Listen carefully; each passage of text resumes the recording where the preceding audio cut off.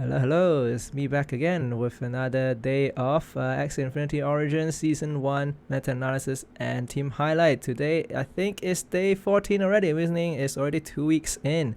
And it feels like we should be, the balance change should be coming soon. Well, the patch note is here, it's just that not sure when the patch will actually be live, but should be sometime soon, so I'll be quite excited to see how that might change up the meta. To be honest, I don't think they will change much, I feel, but who knows, maybe I'm wrong. But let's just look into today's meta. Okay, so you can see it's similar people on top. Well, someone's selling their beast, looks like. And yeah, so a lot of pendulum scale. I mean, like mostly all beast kind of build. You do get the double bloodlust kind of build, the dawn sustain, and also we have the interestingly get the bird, and that is actually something that I would be looking to see. And then let me just quickly scroll through. So there's really not much in terms of the surprises, I don't think. So yeah, so it's pretty much a similar kind of thing. Unfortunately, you can see the poisons is not really up there. Mostly it's a sustain. Yep, we do get well, I featured Blockstar a while ago, but yeah, going back down to 72, which is probably having a tough time with all the aggros just hitting so hard at this point. And yeah, just basically, if it's sustain, it is mostly Dawn sustain, because the Dawn is really very strong. It's just, I mean, I played against it before. It's just very hard to get through, especially once it's set up. So you really have to, if you're an aggro team, just have to hit through it before they get set up. And yeah, finally get a bug, which is actually pretty interesting. But of course it's a bit low. Well, still top 100 is still pretty high, but yeah, getting a bug, which you don't really see that often.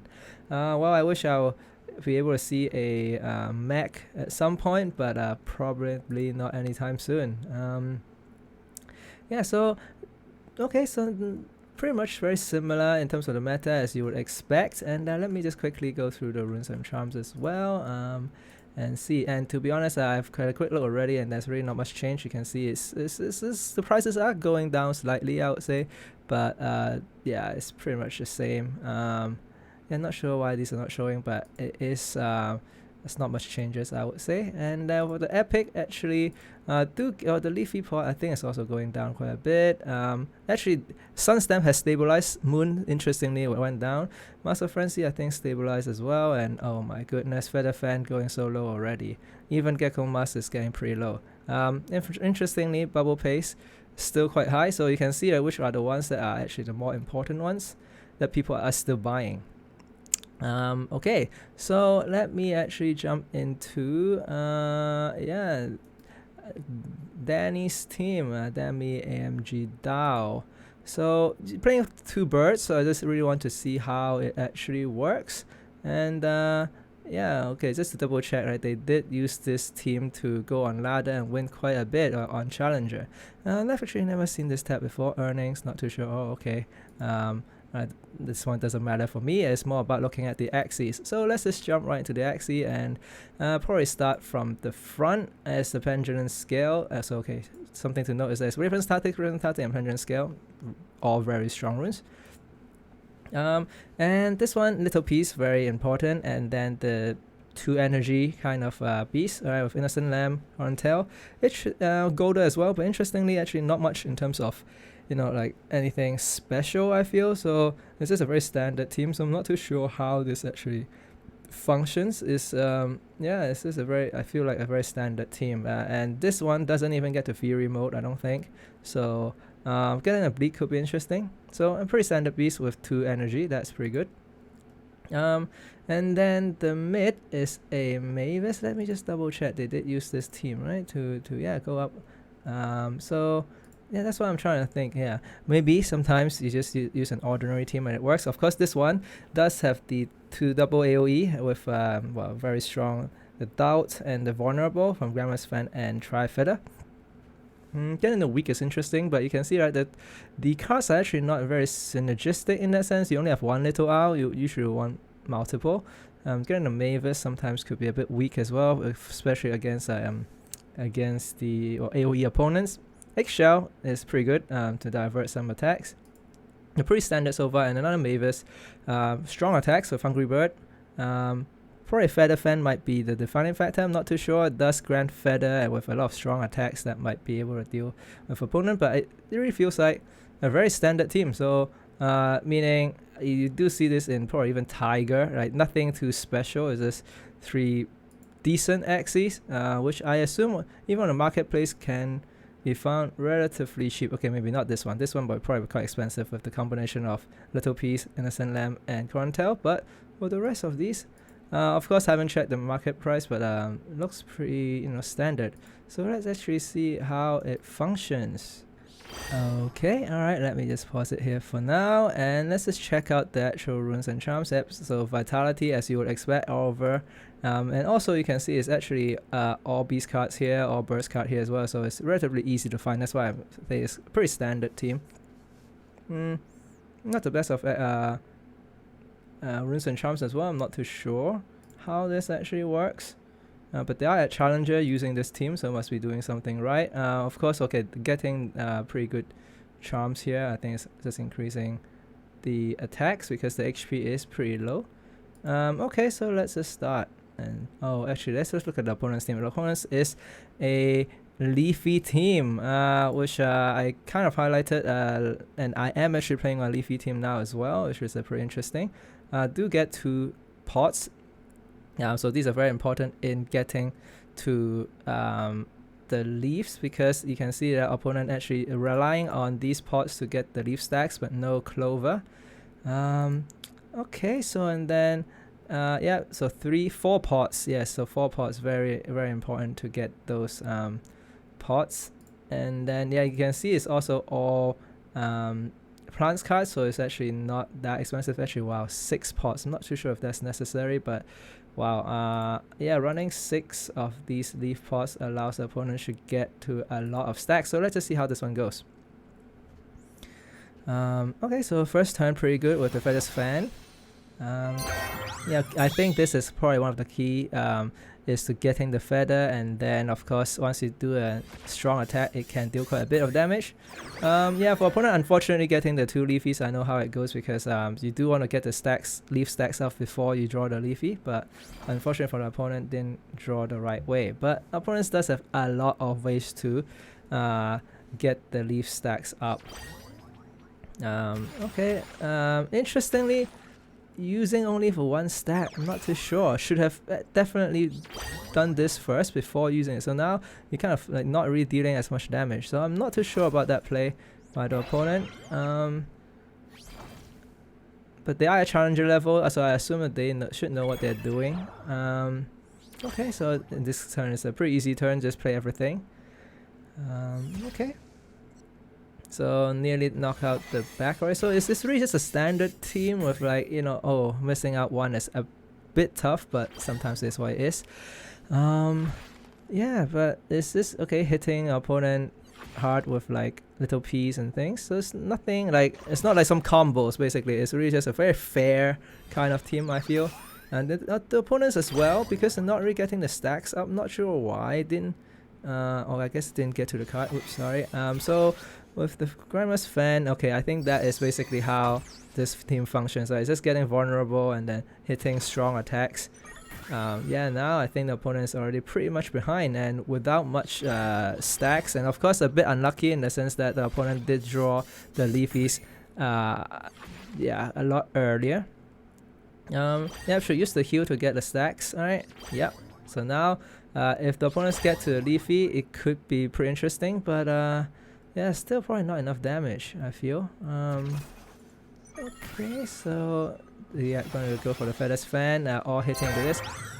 Important part is surviving, so meaning if the opponent actually get the leaves, but unfortunately not for this Axie. So so you can see the leaves actually does a lot, but shield. Not being able to use the leaves, like these 5 stacks, hurts a lot, I feel. But it is what it is. And Yeah, so I think it's a bit tough at this point for the opponent to come back because not being able to use those stacks. So in that sense, it's yeah, not how to put it. Okay, of course, wasting our opponent's shield is pretty strong as well. Putting up the Mavis. Yeah, our opponent has to use 1 energy just to get rid of the Mavis, and now kind of being, well, okay, I was gonna say like we're half sustained, half still dealing damage, but 1 versus 3 could be tough. Let's just see. Okay, yeah, getting the bleed, getting the vulnerable little owl as well. It is gonna be quite tough for the opponent. The vulnerable should be gone soon. But now even getting the leaves, yep, they do. But it has to hit this first, yep. And then the leaves actually is a pretty close one, I would say, because this should KO, yeah. And I think just another turn. Oh, decide to shield, which is pretty smart, I would say. Yeah, but yeah, I think actually this one's closer than I thought. Opponent, yeah, I mean, I do know how it goes, but yeah, it's just fortunately for Dani did get to draw into the attack cards to finish the opponent off. So I would say that's a fair team, let's put it that way. It's just really no thrill, just hit, vulnerable, hit kind of team with a bit of bleed. So okay, so this is how it functions. So let's just watch another game and see how that one goes. Because it really feels to me it's a very kind of fair, nothing too special kind of team. But of course, I think they did use some other teams to climb up here, it feels like. But then they are using the 2 birds and did get some success as well, you know, even though the sample size is pretty small. Okay, so let's just jump into this one. Before I do that, yes, I just wanted to show what I was talking about just now. Yeah, so it's basically this, right? Where I was saying that, yeah, so they did switch to, well, they had an Aqua, and then I assume they got another Raven's tactic, so they switched to a Birds, Beast kind of build, and did manage to, yeah, I guess win 3 out of the 4. So yeah, so okay, let's just see how they lose the only one that they used for this team. And okay, before that, let me just check out the opponents. Okay, so opponents is basically full sustain kind of thing with actually no, it's more like poison stuff, because with the Yam, and you can see here, yeah, all the poison stuff with Tiny Turtle as well. Yeah, I think Tiny Turtle could be a key card for this, and maybe Walk Echo allows the opponent to basically outstore this team. So that's why I think Dani's team with the 2 birds seems to me that it's a very fair team. I must say, of course, Raven's tactic very strong. You do deal 20% more damage in the early games. So, but I think, yeah, maybe that's why I'm trying to see the problems now, is that once the poison stacks gets up to a certain level, then the Raven's tactic becomes well, flip the other way, meaning once these 2 Axies become less than half health, then they deal a lot less damage, and I assume that just means they probably can't get through with without the damage boost from the Raven's tactic.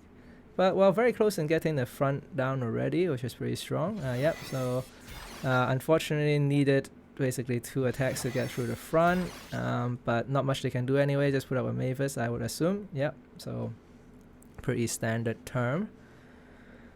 Yeah, pretty standard turn so far. And interestingly, not playing the Tiny Turtle first, which I'm not too sure. I guess they want to play the, yeah, makes sense. And they actually opt to not go for, yeah, the Black Males are keeping it. Of course, they want the opponent, wants Dani to hit into the front, so that triggers this. Yep, so it triggers a bit of the damage. But yeah, having vulnerable, I feel like actually Dani should be in a pretty good position, especially, okay, sniping the back. I assume actually, yeah, would want to evenly split, because hitting all at the back means you only have 1 stack. Oh, okay, I think Walk Echo is probably the one that allows the opponent to, yeah, to really stay in this game, because vulnerable is gone. It is actually quite doable, right? With the Hungry Bird, I think this should be a KO for the back.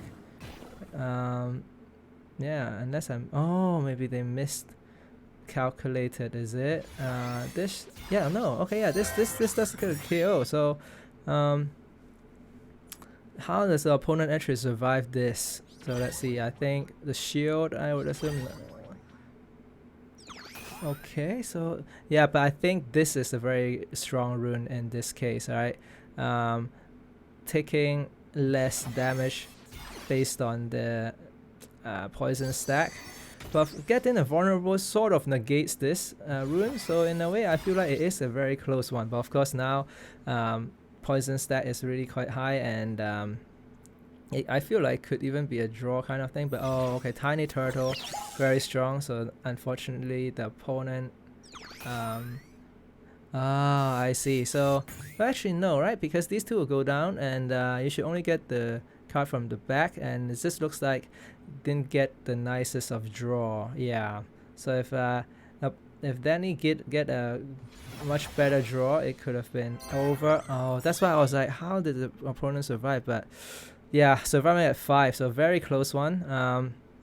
Yes, but at this level, this is how it is, and I just put in a lot of poison, and that should be GG's. Yep, just not play this card, and yeah, and also you can see, right, just winning with actually no. Oh, so it is a draw, right? Yeah, okay, I thought that it is a draw. So yeah, I thought that the opponent is like on the back foot. So okay, so actually Dani's managed to actually pretty much draw or win the games that he has, well, they have. Yeah, for this team, so pretty strong. I would say 3-1-0, where it's like win, draw, loss kind of record. Of course, only 4 games, so it's actually a pretty small statistics, but still nice to see that, like, using this, I would say, relatively standard team can so-called at least survive at challenger level. So this is well, at least now you have a sense of how things are like at that particular level. Yeah, okay, so I would say this is it for today. Thanks for joining me, and I'll see you next time. Thank you all for watching. If you enjoyed my video, do consider giving me a like, comment, subscribe, follow me on Twitch, and use my Lenosian code Morris. Thanks again, and have a good one.